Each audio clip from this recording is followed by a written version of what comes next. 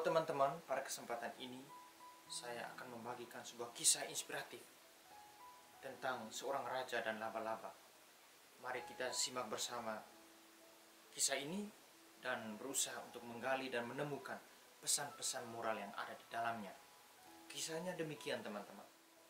Ada sebuah kerajaan yang dipimpin oleh seorang raja yang begitu dicintai oleh rakyatnya. Namanya adalah Raja James. Pada suatu kesempatan, Raja James dan seluruh wilayah kerajaannya diserang oleh satu kelompok kerajaan lain yang memiliki kekuatan lebih besar. Sehingga Raja James mengalami kekalahan. Banyak rakyatnya yang dibunuh dan ia sendiri berusaha melarikan diri dan diselamatkan oleh beberapa pengikutnya. Mereka bersembunyi di sebuah tempat yang aman. Tetapi Raja James sangat mencintai kerajaannya itu dan ia pun berusaha untuk merebutnya kembali dari kelompok kerajaan lain yang telah merebutnya itu. Dengan kekuatan yang ada, dia percaya bahwa ia mampu untuk merebutnya kembali. Sehingga mereka dengan diam-diam berusaha untuk merebut kembali kerajaan itu. Namun karena kekuatannya yang tidak sebanding, mereka kembali mengalami kegagalan. Tetapi Raja James tidak putus asa. Ia berusaha untuk kedua kalinya. Dengan kekuatan yang ada, dengan pengikutnya yang ada, mereka berusaha untuk merebut kembali kerajaannya. Namun lagi-lagi mereka mengalami kegagalan. Keterbatasan sarana dan prasarana, kekuatan perang yang tidak seimbang, itulah yang menyebabkan mereka tidak berhasil untuk merebut kerajaannya kembali. Tetapi Raja James tidak berhenti di sini. Ia masih menyemangati para pengikutnya bahwa mereka harus kembali merebut kerajaannya itu, sehingga mereka boleh menatanya kembali dan kembali hidup dengan damai. Tetapi lagi-lagi dalam usahanya yang ketiga kali, mereka tetap mengalami kegagalan. Raja James pun diselamatkan oleh pengikutnya di sebuah gubuk reot. Dalam keputusasanya itu, teman-teman, Raja James merenung nasibnya. Ia merasa bahwa ia adalah seorang raja yang gagal, yang tidak mampu mempertahankan kerajaannya, tidak mampu menjaga para rakyatnya, tidak mampu menyelamatkan mereka dari serangan musuh. Ketika dia sedang merenung, dia melihat seekor laba-laba di atap gubuk reot itu. Laba-laba ini rupanya sedang merangkai jaring-jaringnya.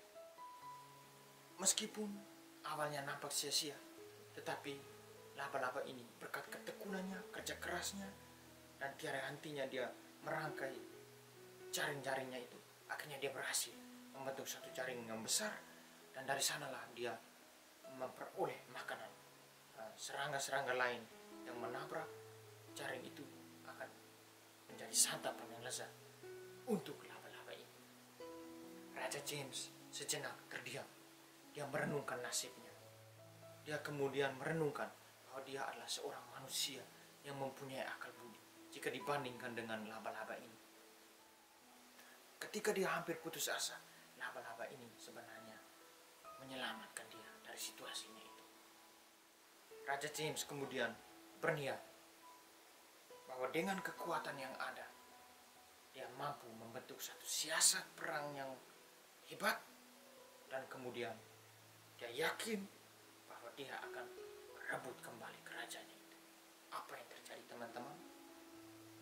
Ketika dia dengan para pengikutnya menyusun satu siasat perang yang tidak diketahui dan tidak diduga-duga oleh lawannya, mereka pun pada saat itulah mereka berhasil merebut kembali kerajaan.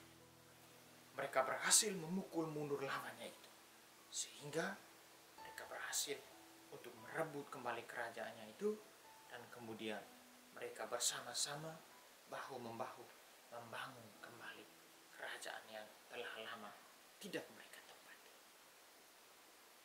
Lambat laun Raja James dan para pengikutnya ini boleh menikmati setiap usaha yang selama ini mereka buat.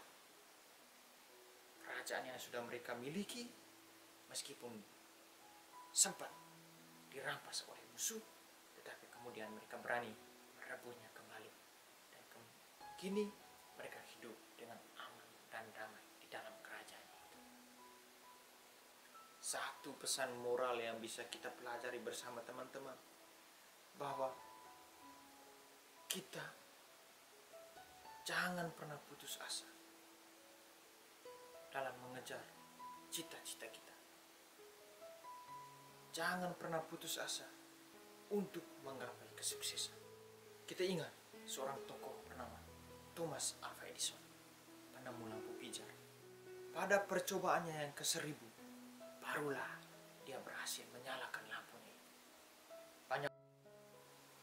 Banyak orang sudah mengatakan bahwa Thomas telah gagal sebanyak 999 kali. Tetapi Thomas sendiri melihat bahwa itu bukanlah kegagalan. Bagi dia, itu adalah sebuah keberhasilan berkat ketekunannya. Jadi satu pesan moral untuk kita teman-teman, bahwa janganlah kiranya kita putus asa pada kegagalan yang pertama.